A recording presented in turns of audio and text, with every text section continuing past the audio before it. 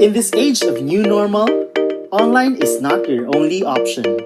Because new normal means new learning modalities and new learning possibilities. Let Vibal make learning offline possible with Smart Class. Smart Class contains pre-made daily modules sequenced according to DepEd's budgeted teaching and learning calendar. Each module has a specific lesson duration and has day markers to guide parents and teachers in the asynchronous learning of learners. Inside the modules available in Smart Class, you will find the following elements. First, learning competencies are identified in the module openers.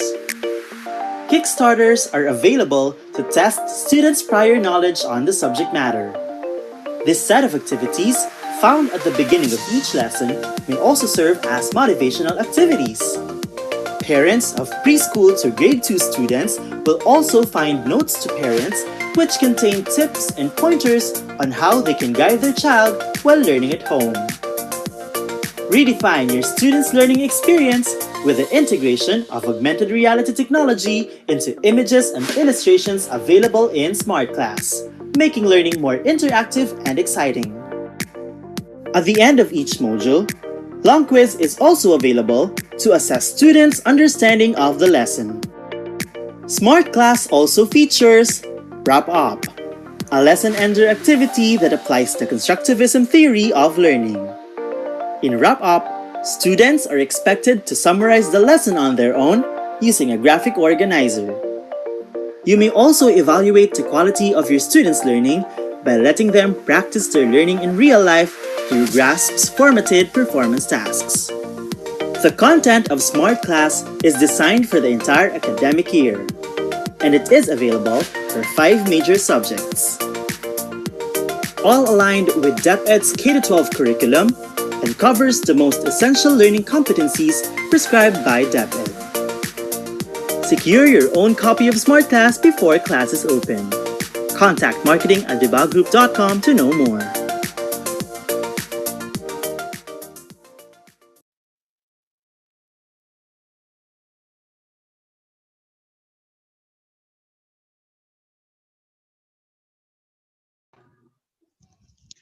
Good day, Kavibal, and welcome to our Philippine Professional Standard for Teachers Domain 2 Learning Environment webinar series.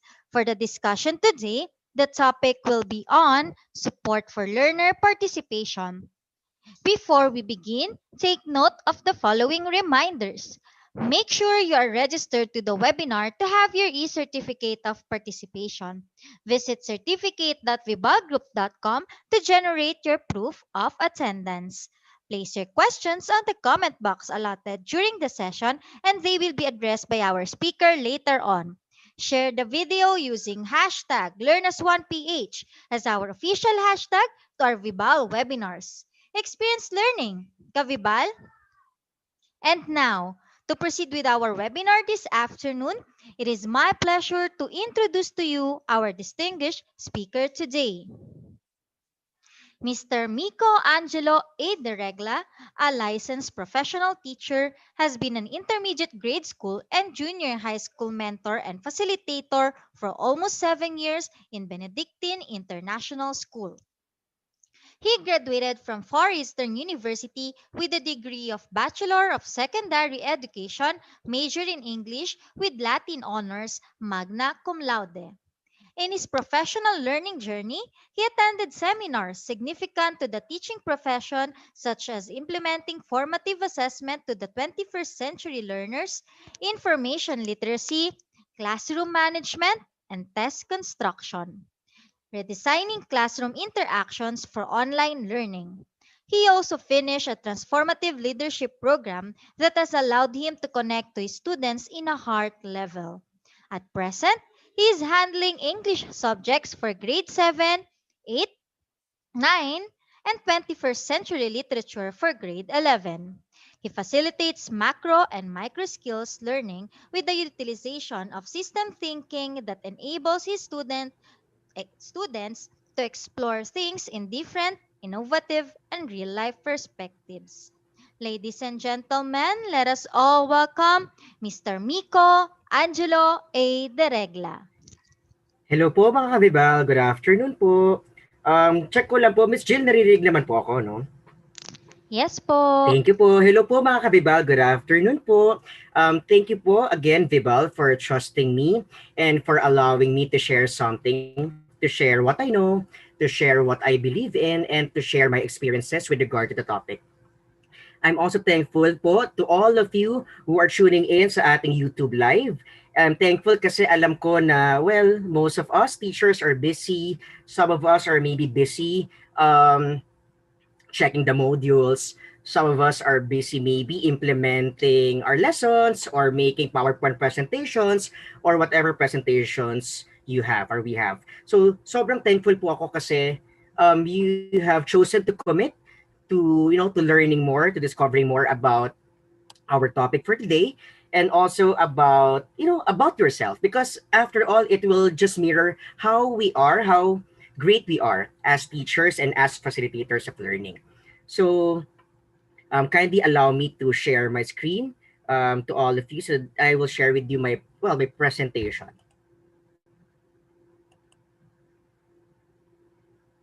Okay, so I'm already showing you the PowerPoint. I hope it can be seen. Okay, so I'll just zoom it in so that we'll see it in a bigger perspective. And that's also how I view this well, how I view this webinar to be to see ourselves in a bigger perspective, in a greater perspective. Syempre po, imperfect kasi, well, we are not perfect teachers naman, we are not perfect individuals, but we continuously strive our best to become one. I mean, to become better versions of ourselves. Okay? So, there po. And so, welcome to our webinar. So, now I'm presenting you the Philippine Professional Standards for Teachers, Support for Learner Participation by yours truly. Just to share, yes, I'm a licensed professional teacher. I'm teaching in Benedictine International School, a school that learns. It's also a systems thinking school po. So, yun po. Okay, so let me start our webinar by having this question, guys. At ito yung tanong ko. Ang tanong ko ay, kaya pa ba? Okay? Parang ano lang parang kumbaga kaya pa ba today? Or kaya pa today? 'Di ba? May mga samot-sari tayo mga tanong on how, on how our milestones are as of the moment, 'di ba? For most of us, nagsimula yung classes nung October, first week ng October. Yung iba, gaya ng sa amin, nagsimula kami last week ng August. Okay? Before the classes started, I even doubted myself if I could really do, online classes or if I could really facilitate learning now in the new normal. So, I also have the same question, kaya pa ba? And so, I also wanted to reflect on that. Okay? Na kaya pa ba? And then, let me also present or show you my next question. My next question is, as we reflect, how do we teachers support our students in their current learning journey? I trust that we already know what we are doing, that we already know na ito yung pinasok nating profession, and it's all about choice. But now that we are on this current situation, may pandemic, at ito na yung platform. Ito na yung educational platform natin. We are not sure kung ngayong year lang to or pwede pang magtuloy-tuloy. But whatever it is, how do we support them in their current learning journey? I hope that you would be able to reflect on that. Not now. Kung hindi kaya ngayon, that's fine. I hope that as we go along with our webinar this afternoon, you would be able to discover the answer within you. Okay, within you. I'm just here to to help you or to guide you in facilitating your thought processes and also your your perspectives about the topic. The next question is, how do we teachers encourage our students to participate, diba? So for sure we have been also employing this, diba, participation. Kumbaga sa ating grading measures parte siya, di ba? May performance task tayo. And sa performance task natin, well, in my case, sa performance task, I really make sure that I include student participation. But and I think I don't need to ask anymore if we allow our students to participate or if we are doing this, because I trust that we are involving our students as we also involve ourselves in this process. But ang tanong dito is how? Paano ba natin sila ini-encourage to participate? And so I hope that you would be able to reflect on that as well. Pero syempre po, hindi natatapos ang lahat ng bagay or ang mga bagay-bagay, especially sa ating profession, it doesn't only revolve to the doing. Okay? More importantly, we focus on the being, and it starts from us. It starts from us. And so, how do we see ourselves encouraging our students to participate? Kumbaga, ano yung meron sa atin, yung beingness natin, that allows our learners, that encourages or that inspires our learners to participate in our sessions or in us or in our classes, diba? And so let's also reflect on this, because later, well, we might discover, we might not, but at the end of the day, I am hopeful that we will learn something new. And if you notice, I'm using the pronoun we, because again, I'm not only the one who is giving the information or who is guiding you in this webinar, but you're also guiding me. Kumbaga, we're all in this together. We are helping each other. We are supporting each other, okay, hand in hand, so that we would be able to see the big picture or the beautiful picture, a picture that might not be perfect, might not be that amazing at first, but we continuously allow ourselves to experience the process, whatever process that is. Um, and kung mahirap man yung process na yon, or kung anong mang challenges yung harapin natin, we are in this together. So, yun po. And the most important question of all for this webinar is having all these questions and having all these things na nangyayari sa atin as teachers and as we partake in this journey, in this educational journey, is it a yes? Di ba parang ano lang, parang nasa reality show tayo or parang nasa Got Talent, di ba? Sa Got Talent, they require, I mean, kailangan makaapat na yes para makapasok. At tayo ba, is it a yes for us? Di ba? Are we saying yes? Are we choosing to say yes? So, well, ang sagot po ay nasa sa inyo, nasa sa atin, nasa puso natin. And we would be able to discover that, hopefully, with the aid of this webinar po. And so, ayan na po. Now, what I'm showing you are, some illustrations or some quotes. Okay. And I would not anymore elaborate each quote, but I just want you to, to take a look at maybe which among these three, or yeah, which among these three resonates you or best resonates you. Pwede naman pong lahat.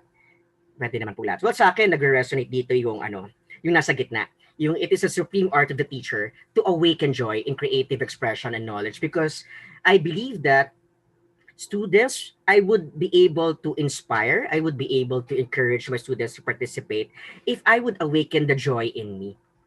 And that joy is aided with my creative expression and knowledge. Diba? Kumbaga, hindi naman, for me kasi, hindi naman pwede puro joy, joy, joy lang. Kumbaga, it's a matter of, of expressing joy with mindfulness na, yes, masaya, pero mindful pa rin sa ginagawa natin, sa beingness natin. So, yun po. So I hope that you would also be able to reflect. And so let me present with you the outline. So we'll revisit the PPST learning environment domain. Then we'll check and shift mental models. So may mga mental models po ko i-present later, or mga terms i-present later that we would be able to, to think about those words. Then ways on extending support learner participation, then conclusion and recommendation, and then Q&A. Um, so yun po. Pasensya na po kung parang nagpo-pause ako. Actually, I was about, just to insert humor on this, mag-burp sana ako kasi kakakain ko lang po. Talaga nagpakabusog po ako for this webinar because I also want, trusting for me is also about feeding not only your tummy but also your heart and your brain. So yun po. So pasensya na po. Anyway, so ayan. Ngayon ano po natin, revisit lang po natin yung domain 2, which is the learning environment. So ang nakapanaw po dito is that, well, I will not anymore read verbatim, but I'll just want to focus that the learning environment or the learning environments that we provide are safe, secure, fair, and supportive. Pero paano nga po ba? And then, this domain of the PPST learn, which is the learning environment, aims for learner responsibility and then achievement. Diba? So kumbaga, we encourage our learners to be responsible with their own learning, and at the same time, they also gain something, they achieve something. And doon sa achievement tayo, papasok yung, alam mo yung mental model na, ano nga ba yung achievement?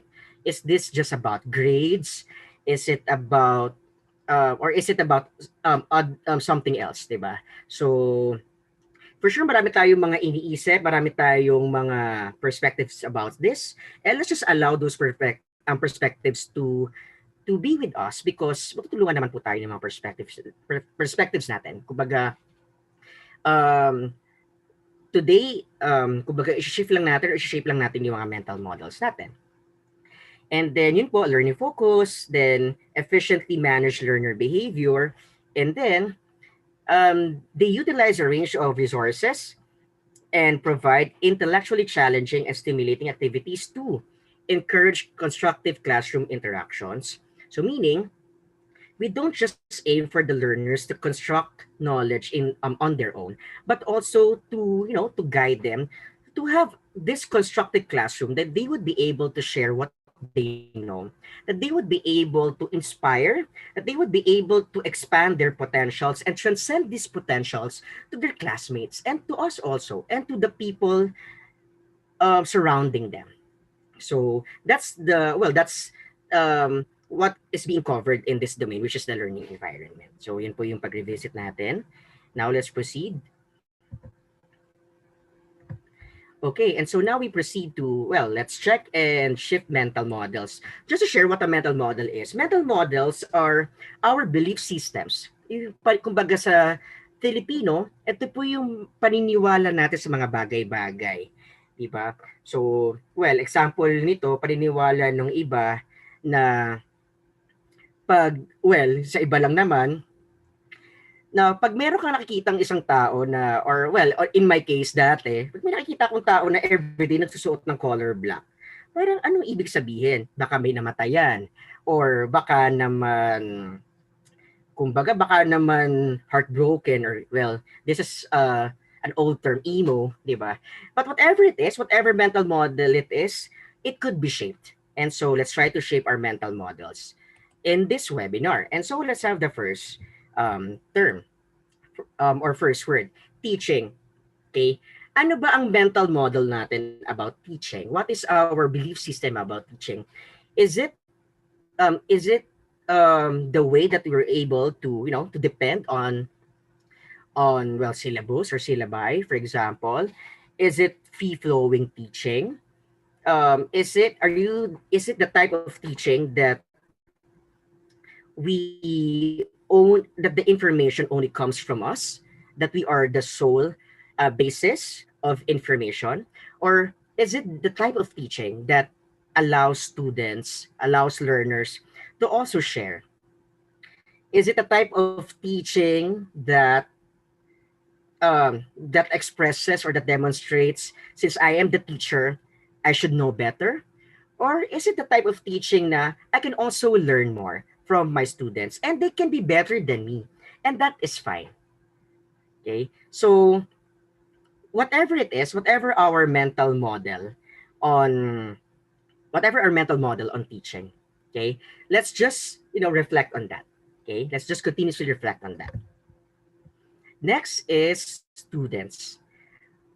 Okay. What is our mental model on students? Minsan may mga naririnig tayo na, ay, yung mga bata ngayon, iba na sila. Diba? Iba na yung mga bata ngayon. Matitigas na yung ulo. Masyado na silang nahuhook sa technology. They already forget na, nung kami nga, teachers tayo, and ako rin po ay nagdaan sa traditional way of teaching, naranasan ko rin po yun, na yung mga bata ngayon, ang tamad-tamad na. Kasi nakadepende lang sila sa technology. Hindi na sila sanay mag-strive or ma-challenge unlike sa amin before. Or do we see them as, ay, ang tatalino ng mga bata ngayon, ang galing nila, kumbaga, they can really explore a lot. Nakakamangha. So whatever our mental model about students, let's just reflect on that. Next po ay learning environment. What is our mental model of learning environment? Is it the learning environment that would incorporate games, and there would be a belief that if you incorporate, or there's a belief that if you incorporate games, your class would be more interactive, more fun, at pag walang games, baka hindi mag-enjoy yung mga students ko. Or is it the learning environment na, okay, no games at all, plain teaching, but at the same time, nandun pa rin ng content, nandun ng substance. Yung nga lang, walang games. Or is it the learning environment that, well, dahil ngayon online na po, so I feel that some of the teachers, which I really admire, ang galing nila sa paggamit ng mga online tools, yung mga technology, yung mga iba't ibang tools ng technology such as Canva sa paggamit ng PowerPoint. Actually, paggamit ng slides. Actually, ngayon ang ginagamit ko lang po is PowerPoint because I'm still exploring Canva, coming from honesty. So, yung mga ganun po. So, ano po ba yung mental model natin or belief system natin about learning environment. Whatever it is, let's reflect on that. Next, participation. What is our belief system on participation? Do we believe that if certain students, let's take into context, let's take the this example, sorry. Let's have yung sa Zoom, for example, or sa Google Meet, na if the student always clicks the ano yan, yung virtual hand or yung raise hand button, and if this student always recites, always, as in always, okay, mataas to sa participation, 100% to sa performance task or sa recitation. Kasi lagi siya nagre-recite eh. Mapatama yung sagot niya, mapamali, dahil nagre-recite siya lagi, okay, 100% sa participation. Or, do we have this belief system also na, hindi siya masyadong participative, hindi siya masyadong nagre-recite. Pero yung mga written output niya, or kung, well, if you're teaching arts, for example, or yung mga practical or yung mga special subjects, na, hindi siya pala recite, pero magaling tong batang to. He's a very amazing student because he has these results na amazing, na hindi man siya pala recite, pero magaling siya. So whatever we think about participation, let's just reflect on that. Okay? And if we are now being challenged by whatever mental model we have, okay, then let's just allow ourselves to be challenged because that's part of the learning curve. Okay? That's part of the learning curve. And we would well, in my case, I even doubted myself, or I even argued, nagkaroon ako ng dilemma if what I'm doing is better than, than before. And yun nga, kung kaya ko bang makasabay. Okay? And in terms of participation, is it a way that you allow different perspectives o kailangan may fixed answer lang? So whatever our mental model about participation, let's just recognize and reflect on it. And then last but not the least, support, which is part of our topic as well. What is our mental model of support? Is it the support? Is it the kind of support that we spoon feed as teachers? That we give almost everything so that our students or learners will know? Is it the kind of support that we mentor them, that we guide them, so that they would be able to seek answers on their own? Or is it the way of supporting na you are doing coaching, that you do not directly guide them, you do not give them suggestions or advice, but you support them by asking questions to them? So pwedeng mentoring, pwedeng coaching, pwedeng spoon feeding, or pwede ring, okay, you're not doing anything yung sa mga sinabi ko, pero as a teacher, nakasuporta ka, you're always there. If there is a need, you're always there to support. So, ang tanong ko is, what is our mental model? Or what is your mental model about support? And whatever our mental model is, just acknowledge that and reflect on that. Okay, so let's proceed. Now, I just want, actually, na-share ko na po ito sa nagdaang dalawang webinar ko po. So, ito po yung Theory U by Dr. Otto Scharmer. So, ito pong Theory U, this has been used by multinational companies or by, well, other educational institutions that allows them to go to this U process. So, we stop and listen to others and to what life calls you to do. And then you observe. So, gaya sa atin sa pagpasok natin sa online classes or sa pag-say natin ng oo, na okay, kaya ko mag-online teaching, na okay, we continuously observe. Okay, tayo tayo minsan ng mga YouTube clips or kumbaga mga iba't ibang kumbaga ano ba tawag dito, mga programs siguro, so that we would learn more. So we continuously observe. Okay? And after that, if you notice, pababa po siya kasi nandun po tayo sa presencing, we connect to the source of inspiration. We ask ourselves, why am I doing this? Okay? What is my purpose? Okay? And then if we're able to realize what our purpose is, and if we're able to, to absorb and to embrace what it really is, then we co-create. This is a time that we are able to share, that we're able to inspire, that we're able to explore, na kahit na magkamali, there are, well, for sure, there are room there is a room for mistakes or for improvements, di ba? And parte po siya ng co-creating. And we co-create, di ba? We co-create. And the last but not the least is this is co-evolving. We embody the new in ecosystems. What is it that we are willing to implement because we have learned so much? What is it that we are willing to facilitate not only within ourselves, not only with the teachers, not only with the students, but with the world and to the world? And this is acting from the whole. It's from 1.0 from yourself to 4.0 to the environment, to the world. What is it that we are willing to share to the world? And so, again, wala po sa akin ang sagot, nasa atin po ang sagot. And we will continuously discover that. Now, let me now share with you, some ways on extending support for learner participation.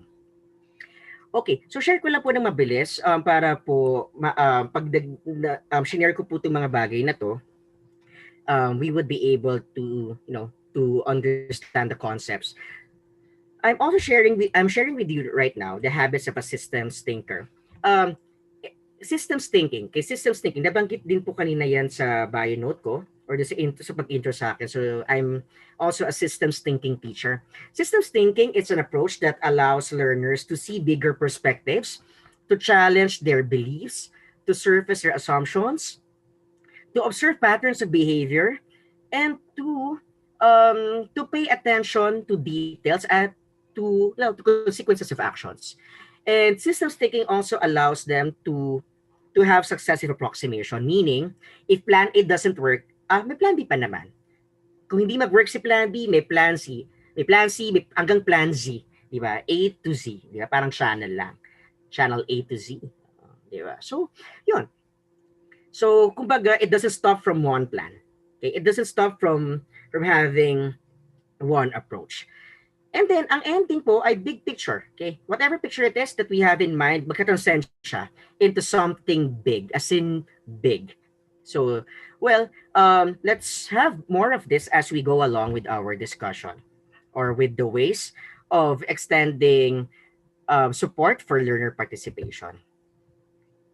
Now, if you are able to check the domain, okay, the learning environment, okay, then sa learner participation po, meron po siyang mga ways. And kumbaga, doon po, nakahati po siya into four. Yung beginning teachers, then proficient, highly proficient, tsaka distinguished.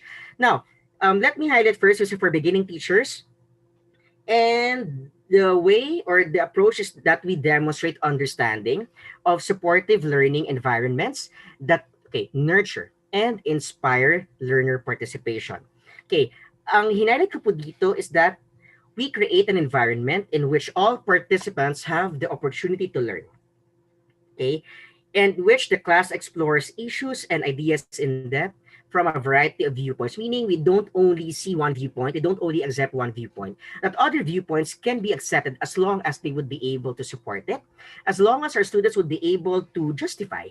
Okay, so there. Now, in this way po, it is recommended to give our students positive feedback, okay, for the good or the commendable things that they do. And then, kung hindi naman po masyadong maganda yung output, then maybe we could process them on what could work better.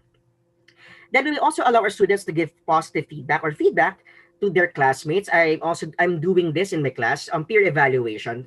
Kumbaga, it doesn't only come from me, okay, but their classmates also have the opportunity to assess them, and at the same time, yung sarili po nila, they also have the opportunity to assess themselves even. So, yun po.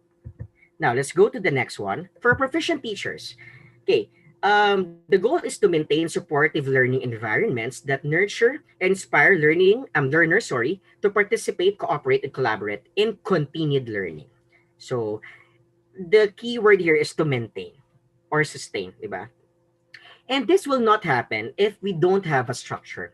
So it's very important that we provide structure for participation. We make sure that this structure is smart. When we say smart, specific, well, for objectives, diba? Specific, measurable, achievable, realistic, tsaka time-bound. Now, one example of this is performance task. It's something that enables the learners to contribute so that they achieve results. Because, well, it's not just about the results. Oo naman, syempre, di ba? Kaya nga tayo nag-grade bilang teachers, kaya po tayo nag-assess, nag-evaluate, kasi may results tayong hinihintay. May results po tayong mini-measure. Pero, we also have to check the process. Diba? In learner participation, it's not just about the results, but it's also the journey. Acknowledging the journey while achieving the results. So as facilitators of learning, we teachers surface our assumptions. Diba? We may have different assumptions on our students, on the learning, well, the learning processes. So let's surface and apply successive approximations. Sabi ko nga kanina, if plan A or if approach A doesn't work, don't lose hope. Diba? Don't give up. May plan B pa naman, may plan Z. And it's a cycle. It's a cycle of learning. Yes, there would be shortcomings. There would be gaps. Okay? And that's totally fine. As long as we're able, as long as we are willing to choose, to shift, we are willing to change for something better. Okay, next is for highly proficient teachers. Now, ito po, we work with colleagues. Okay, we work with our co-teachers to share strategies. Okay, so to be able to encourage participation from our students or from our learners, we also have to share our thoughts or our ideas to our co-teachers, di ba? So, perfect example po nito or good example po nito is yung mga faculty meetings. In our school, we do faculty meetings every Wednesday. So, meron po kaming isang araw sa isang linggo that we do faculty meetings. Anong pinag-uusapan po namin doon? Well, we do not just talk about ourselves and our experiences. We also talk about our learners, how they cope, and how they do not cope. Diba? Kumbaga, hindi lang po lahat ng maganda, pati po yung mga hindi masyadong nag-work so that we were able to resolve it, so that we're able to learn from it. Okay? And then, my recommendation is that whenever there is a faculty meeting at ang goal is for your learners to participate more or better, actively initiate and participate also, di ba, in project collaboration. So pag may mga project collab po, let's attend and let's not just attend, but let's listen and let's share.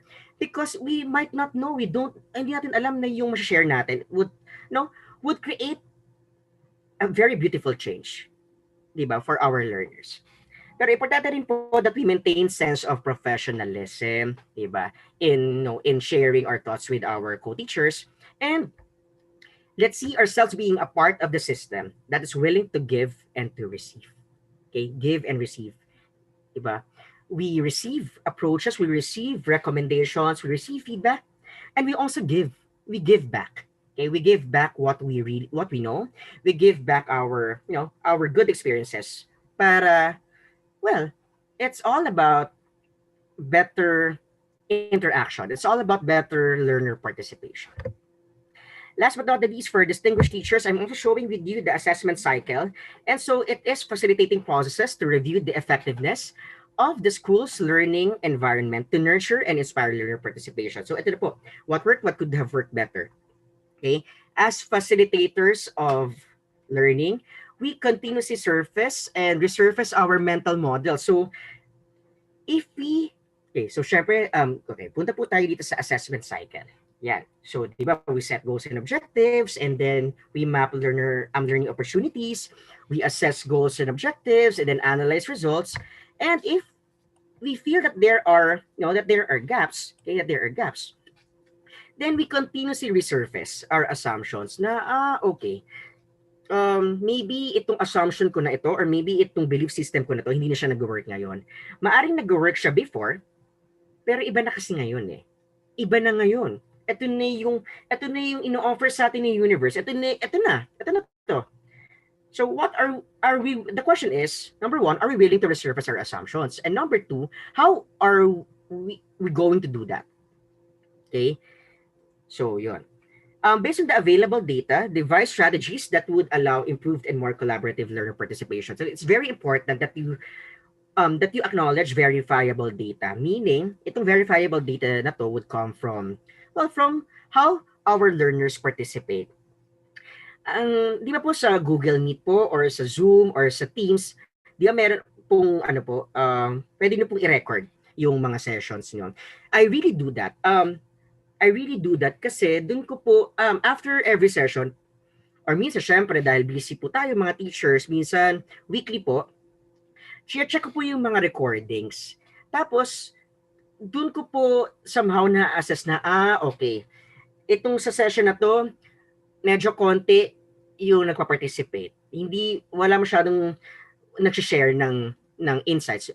Baka kasi ang hirap ng mga guide questions ko. So, na-assess ko po kaagad. And from that, I am telling myself that, okay, I would not, maybe not really change all, pero pwede rin naman. Pero what I will be doing is that, I know na next time, bababaan ko ng konti yung level. Kasi, hindi sila makasabay. 'Di ba? So, I will make sure na makakasabay sila. And kung hindi pa rin sila makasabay the next session, then okay. 'Di ba? It's a learning journey eh. So I know na okay, sige, I'll just resurface my assumptions and I will just devise new and improve strategies for learner participation. And syempre po, this will not be enough if we don't share these things, all that we know, all that we have, to the learning community. Okay, teachers, students, parents, stakeholders, lahat po that would benefit from this.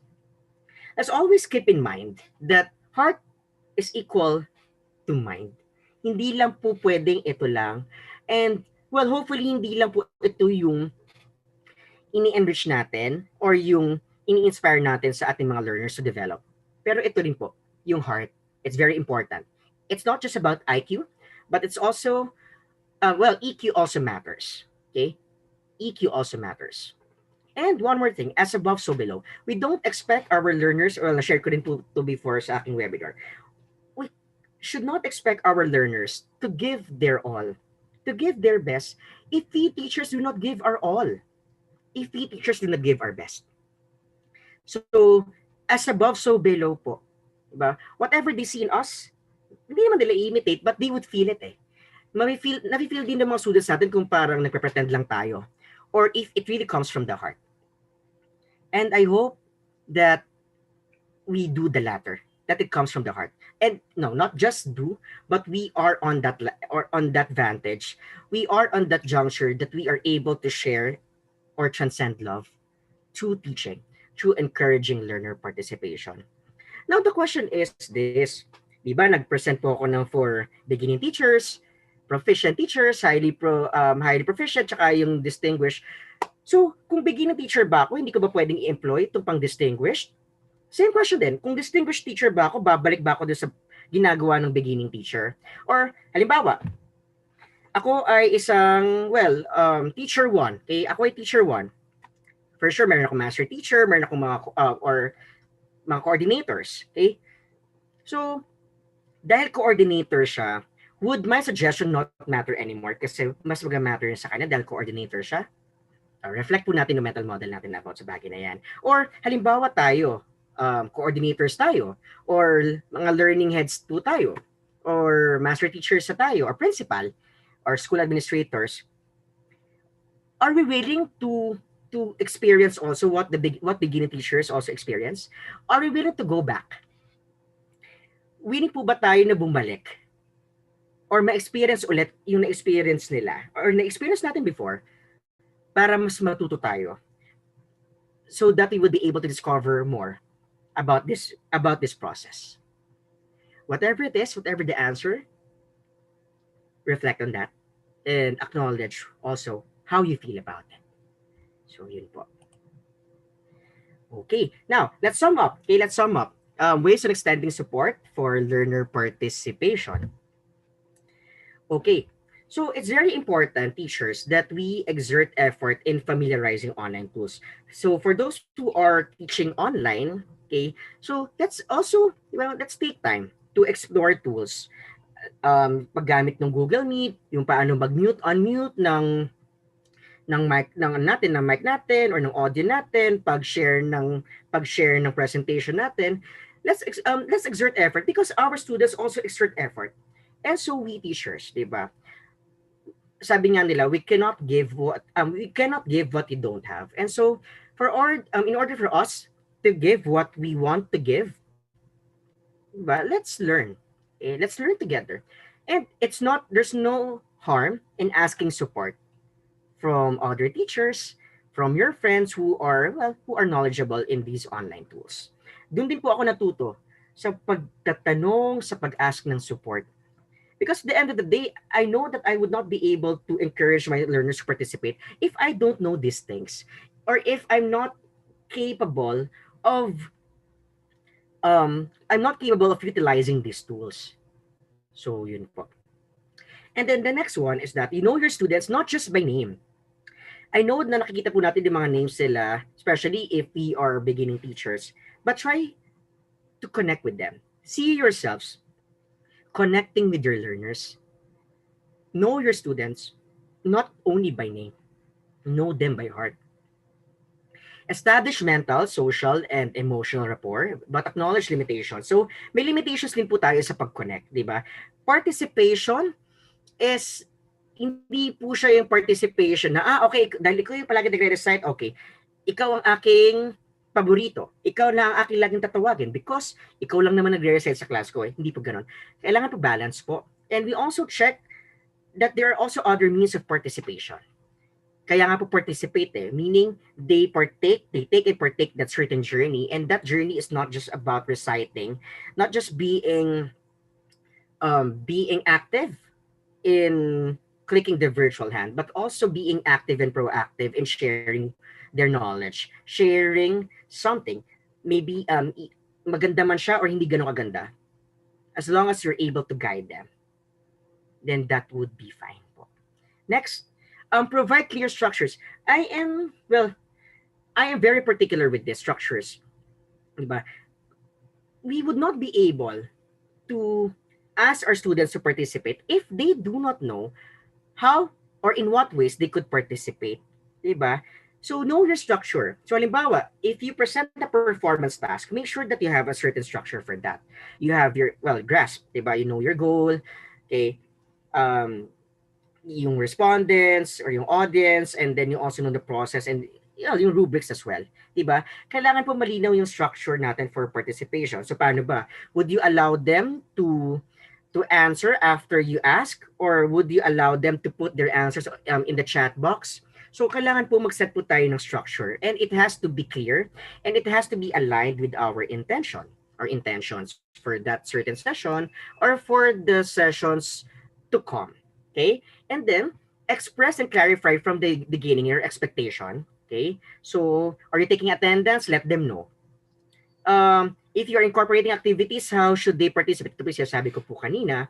Do they need to read material before your class? Pag hindi ba sila nagbasa, would you not entertain them? What is your structure? And how do you want them to participate?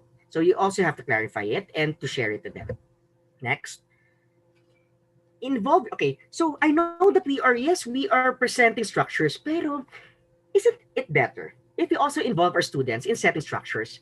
Diba? Parang, usually, we teachers, diba, nag-meet tayo, okay, we talk about how to formulate good structures or effective structures, but should we also, or would we want to consider also to involve our students in setting these structures? Because after all, sila rin naman na makikinabang eh.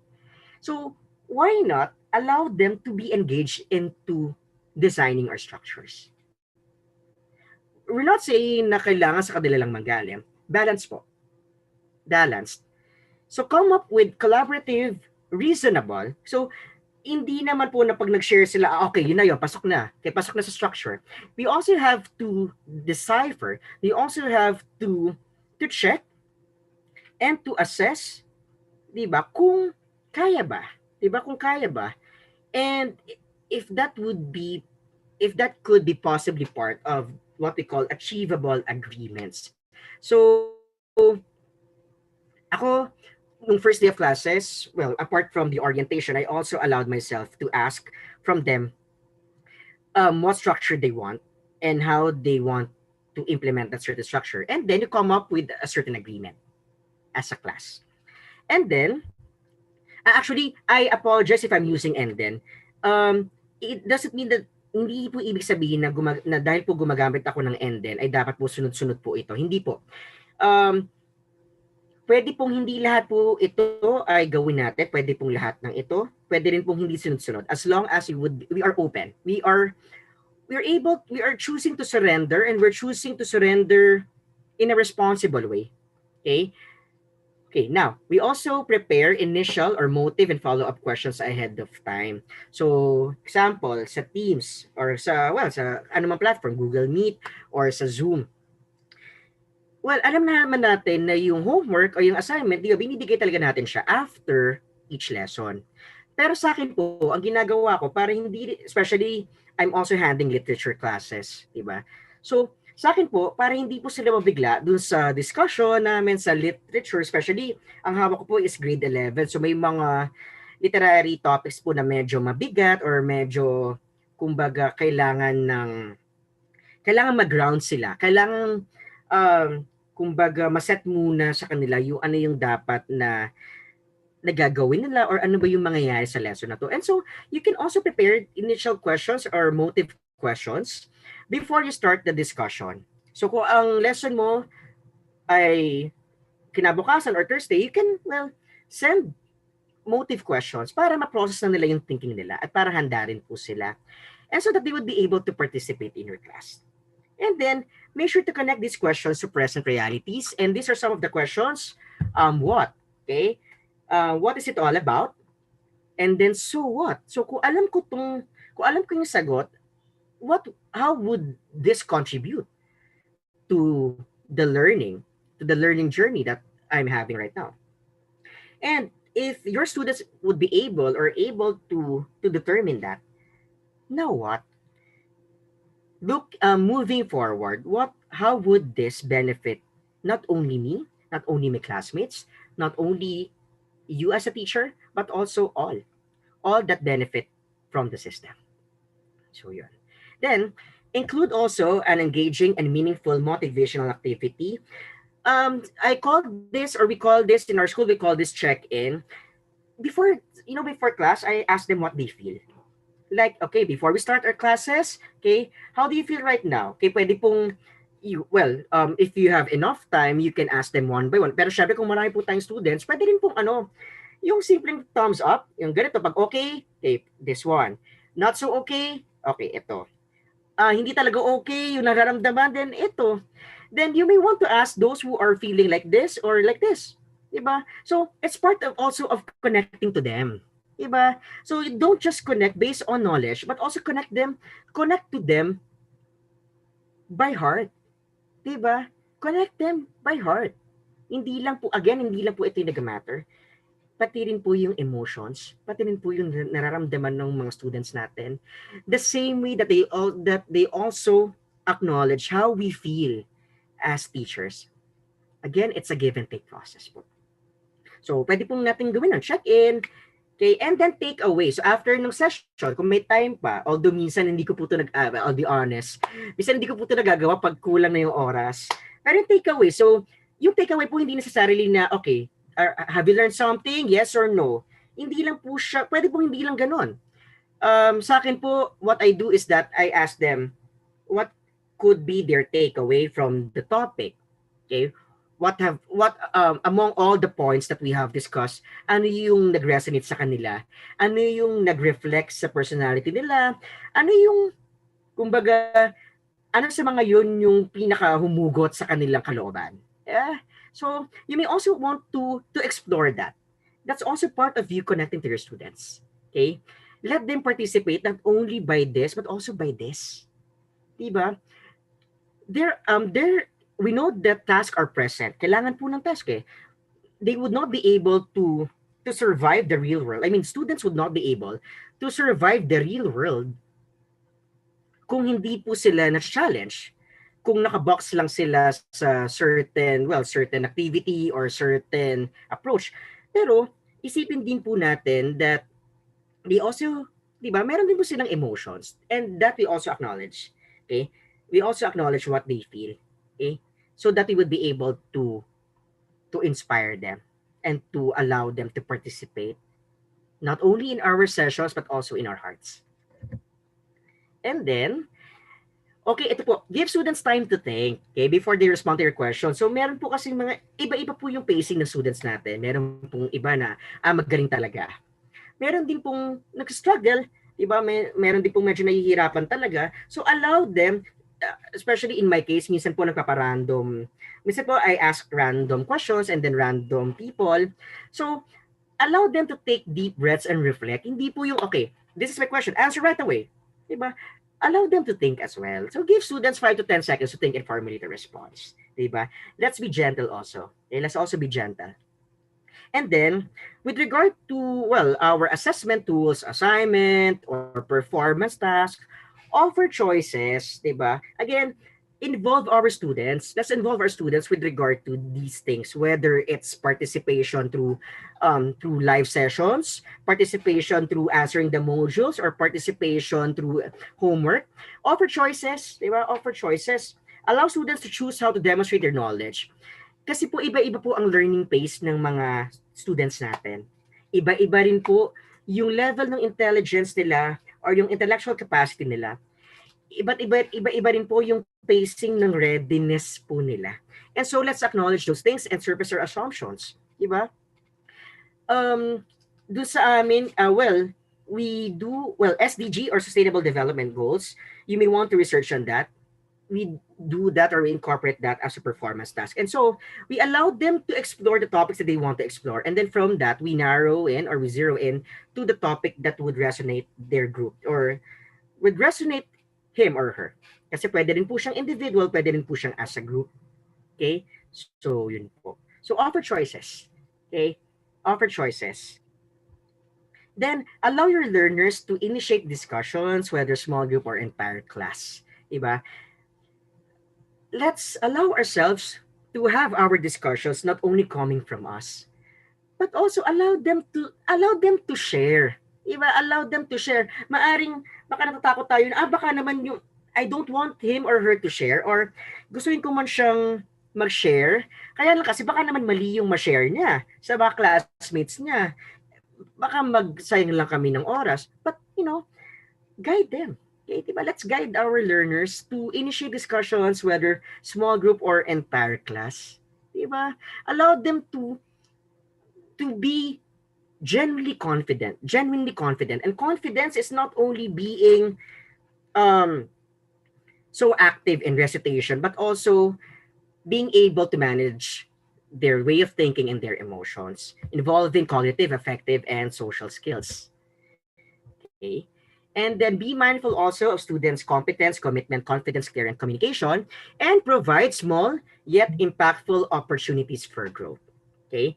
Be elaborate, constructive, and encouraging when providing feedback. Okay.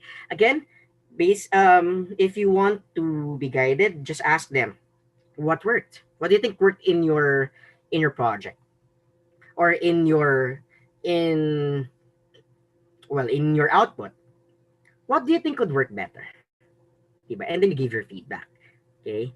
So there. Hindi lang po even if the output is not that good, 'di ba? Tingnan pa rin po natin kung ano yung maganda doon sa ginawa ng bata. Kasi mas mai-inspire po sila na, okay, hindi man ganun kaganda yung sinabit ko, pero alam ko na dahil meron namang maganda sa ginawa ko, i-improve ko na lang.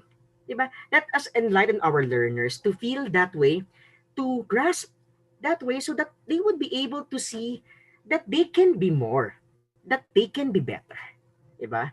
So yun po. Then, redirect feedback and questions to other students. Diba? And then, last but not the least, sustain collaboration. Okay, so collaboration is very important. Okay, hindi po ito nawala sa lahat ng naging webinar ko sa Viva. Sustain collaboration. Continuously collaborate with co-teachers and coordinators or administrators. Apply successive approximation. Kung hindi mag-work si plan A, si approach A, meron pa pong ibang approaches. The key here is just we have to be open. We have to be trusting with the process. May learning curve po. May learning gaps po. Hindi po natin may gaps po. Pero hindi rin natin maikakaila na meron din pong learning opportunities. That in every challenges, in every roadblocks, in every shortcomings that we experience as teachers or as school as administrators, there is always light. Diba? There is always light. Light in darkness po. Diba? I'm not saying that what we are doing is not enough, but we can feel that we are enough by being ourselves and by being willing to share something to the world. So, well, ito po yung mga references ko. Bilis ng oras. It's already 3:52. Pero I just want to share this last, well, conclusion and recommendation. Okay? So, pasensya na po if you feel that I am talking fast.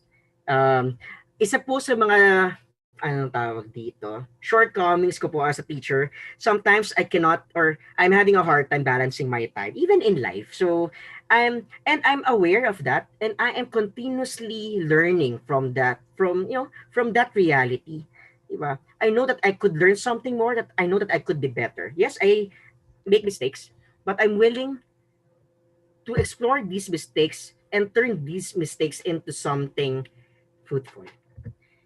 And so, balikan po natin yung mga mental models natin kanina about sa teaching, sa students, sa learning environment, sa participation, sa support. Maaring may nag-iba, maaring na-shape siya, maaring may pumitik sa ating mga mental models, maaari din pong wala. And that's totally fine. Let's just allow ourselves to be in the process. Okay? Nandito na tayo eh. Kaya pa ba? We said yes, kaya pa. Is it a yes? Yes. So, let's commit. Diba? Let's continuously commit. Diba? Parang sa marriage, hindi ibig sabihin na, for example, sa marriage, dahil hindi na okay minsan yung marriage or dahil, for example, may mga shortcomings or may mga arguments or may mga pagkatalo or may mga hindi magkakaunawaan, ay, okay, give up na. Let's break up. It's not like that. Okay? Teaching is not like that. Okay? It's really about commitment and recommitment. And to end my webinar, I just want to share with you this conclusion. The change is the end result of all true learning. Okay? May iceberg po kayo nakikita sa kaliwa. At sa iceberg, syempre nakikita lang po natin yung tip. Diba? Yung nakikita ng ating mga mata. Pero let's also try to explore what is beyond this tip. Diba? And we might not know that yung nasa ilalim would help us to be better. And we are all in this together. Kapit kamay lang po, hawak kamay lang. I will never leave you. Everything will be okay. And if things won't work, gaya ng mga halaman na nakikita po natin, di ba? Kung umulan po ng malakas, kung bumagyo man ng malakas at masira ang mga halaman na to, meron pa rin pong lupa, meron pa rin pong foundation. And let this foundation be love. And let this foundation or let these roots be our passion to what we are doing. And let's see ourselves great. Let's see ourselves enough. And let's also see our learners enough, not only to participate, but enough to take and partake this journey with us. So, yun po. So again, change is the end result of true learning. And let's allow change. If we commit mistakes, that's fine. Bumangon lang po tayo. And things will fall into better places. Yun lang po. Thank you so much for joining in my, well, I hopefully short but meaningful webinar.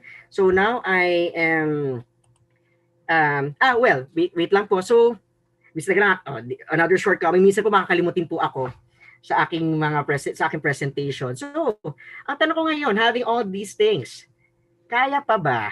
Kaya pa today? Kaya pa ba this year? Well, ako, I must say, kaya pa. Okay? Gagawin, magpapakatao. Is it a yes? Magpapakatao, magpapakaguro. Is it a yes? Yes, it is. Whatever it is, whatever our life would offer me and would offer us, it is a yes. Yun lang po. Thank you so much for joining my webinar this afternoon. I'm passing the stage talaga, to Miss Jill or to Miss CM po for your questions po. Thank you very much, sir. Now we will proceed to the question and answer portion. Okay po. Our first question is from Niza Ante. Sir Miko, how to apply these supports in preschool level? Thank you po. Okay po. Ang ganda po ng question. Thank you po sa pagtatanong. Preschool, ang pinakamahalaga po kasi sa preschool syempre hindi pa naman po gano'n kahinog yung thinking processes nila. So more on connection po tayo, 'di ba? So if they learn through play, okay? If they learn through playing, then let's play with them, 'di ba? Kumbaga baba po tayo do sa level nila. Meron po akong mga kilalang mga preschool teachers na sinasabi nila sa akin, ay, feeling ko hindi ko kaya kasi hindi ako sanay mag-handle ng mga bata. Hindi ko alam kung paano approach. What I've told her, just enjoy the process. Diba? Connect with them. Kilalanin mo sila isa-isa. In your heart, know their strengths and weaknesses. Kunin mo yung sorry sa term pero yung kiliti ng mga bata, at pag nakuha mo yung kiliti nila, nang hindi ka nagpre-pretend na kinukuha mo yung kiliti nila, diba? Genuine pa rin yung purpose, na you're able to connect with them, then unti-unti na po yun um, na ma-share po natin yung gusto po nating i-share sa kanila. So, bottom line po, let's connect with them. Connect do sa way po na kaya po ng mga preschool po. Yun po. Thank you very much, sir. Our next question is from Chris Pardon. What do we do with students who are eager to learn, participating actively, but when during assessments that are time bounded, the students have difficulty answering questions and tend to cry and feel down? Okay po. So let me answer the question by first presenting the system sneaking habit, successive approximation. Konting kwento lang po, last time nagpa-quiz ako sa mga students ko. Tapos, to be honest, almost all of them failed. Almost all of them failed, pero, well, siguro kung dating ako to, nainis na ako, na-disappoint na ako, kunasyon ko na yung sarili ko na, tama ba itong ginagawa ko? Pero, since alam ko naman na there is what we call successive approximation, alam ko po na if this doesn't work, diba, then I will just revisit, diba? I will just revisit. So, don't stop revisiting things. Don't stop assessing. Okay, assessing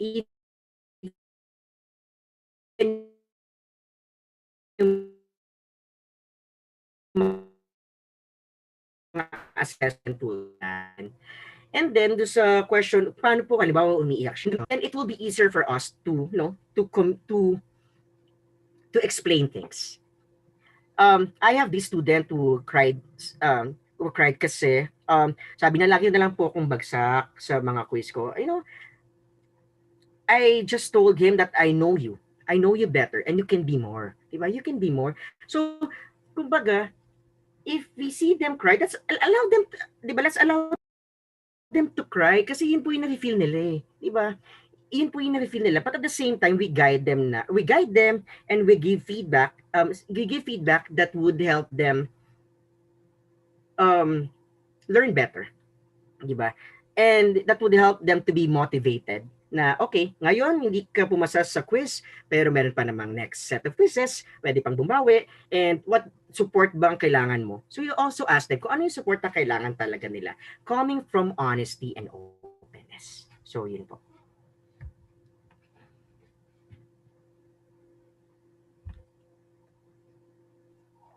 That's all the questions we have for now. Any last reminders to our viewers for today po, sir? Okay po. Last reminder po, I always say this in my webinar. Choose love. Always choose love. It's all about love. Hindi po yung tipong masokista or sadista na okay, nahihirapan na ako, it's all about love. Or kahit na hindi na tama yung nangyayari, it's all about love. No. Let's choose love responsibly. Let's choose ourselves. Diba? And do not forget to also recognize and to celebrate our successes as teachers. After all, diba? After all, we are worth to be celebrated as teachers because our profession is a giving profession. Our profession is a loving profession. It's all about love. That's all. There we have it. In behalf of Vibal Group Incorporated, I would like to thank our speaker for today for this very eye-opening, insightful, and inspirational learning session. It is an honor to have you with us today, sir. Thank you po. Salamat po. Thank you po guys. Thank you po for tuning in to our webinar today. And to all our Kavibal viewers, all thanks to you for your continuous patronage to our daily learning session. Don't forget to register to get your e-certificate of participation. We also encourage you to subscribe and watch on our official Vival Facebook and YouTube channel. Muli, maraming salamat at magandang araw sa ating lahat.